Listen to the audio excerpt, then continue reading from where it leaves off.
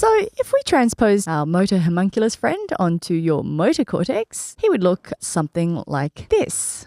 On our view of the whole brain, we can see the precentral gyrus highlighted in green, which is the primary motor cortex. On the zoomed in part of the image, the motor cortical homunculus has been laid on top of the primary motor cortex to show us which part of the cortex is responsible for initiating voluntary movement and in which part of the body. And as we mentioned earlier, the parts of the body are not scale based on size. For example, if you're looking at the thumb, it's huge compared to the knee. The reason for this is that the amount or area of cortex representing a part of the body is proportional instead to the intricacy of motor function in that region. So the hand and the lips, for example, have a greater area of cortex assigned to them than, say, the elbow or your butt, because we tend to pick up things with our hands and not our elbows, and we kiss things with our lips and not our, well, you get the point. Moving swiftly along, let's have a look at this motor cortical homunculus in a bit more detail. So most medially on the precentral gyrus is the area responsible for our motor innervation of the genitals. And this is a relatively small area as there are few muscles in the genital region that are under voluntary motor innervation. Moving laterally along the precentral gyrus, we find the area of the gyrus responsible for innervating the lower limb. Specifically, we'll come across the motor cortex of the toes first, and as we continue to move laterally, we'll find that we move superiorly in terms of body parts that the cortex is responsible for. And we see that here now as we hit the motor cortex of the ankle next. Continuing along, we come to the motor cortex of the knee, and this area is just as the gyrus is coming out onto the superior aspect of the brain. Further along is the motor cortex of the hip, and this is where cell bodies of neurons that communicate with the muscles in the area of the hip reside.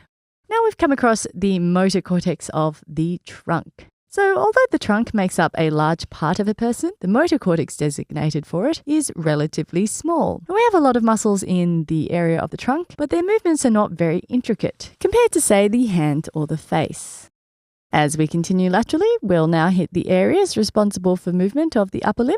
First is the motor cortex of the shoulder, again a relatively small area as movements here are not very intricate. Moving along, we can see the motor cortex for the elbow. And now we've made it to the wrist. Notice how the area here is larger than the motor cortex area of the elbow, and if you want, try it out. You can move your wrist in a lot more intricate ways than you can your elbow. The last part of the upper limb is the hand and fingers. So because of the intricate and highly dexterous type of movements the hand and fingers are capable of, there's a relatively large area of motor cortex dedicated to it. And we can even see the area for each finger separate from the others. We first come across the motor cortex of the little finger, then the motor cortex of the fourth finger, the middle finger, the index finger, and finally the motor cortex of the thumb. The motor cortex of the thumb has the largest area of motor cortex dedicated to it compared to the other digits of the hand. So now that we've reached the motor cortex of the face, and similar to the hand and the fingers, we're able to move the muscles on our face in quite intricate ways. For example, when pulling our face to express ourselves. And you know what that means? There's a relatively large area of motor cortex responsible for movements of the muscles of the face and the eyes. And again, similar to the hands and the fingers, we can see the motor cortex split into more specific areas. First is the motor cortex of the forehead. Next, we'll see the motor cortex of the brow. And moving along, we'll travel inferiorly down the face and across the motor cortex of the eye, then the nose, then the lips. Of all the parts of the face, the lips have the largest amount of motor cortex dedicated to moving them because we move them a lot for talking, eating, and even kissing your beloved goodnight. And finally, the motor cortex of the chin. There are only two structures left in our motor cortical homunculus, and the first of these is the tongue, which also has a relatively large area of motor cortex.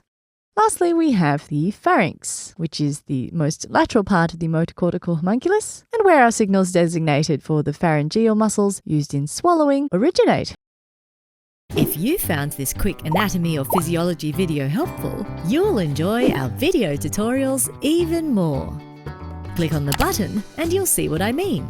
We have hundreds of videos available to our premium members, not to mention all the fun quizzes, complete articles, and atlas sections to solidify your knowledge. Click on the button in the middle to watch the full-length video and master anatomy and physiology.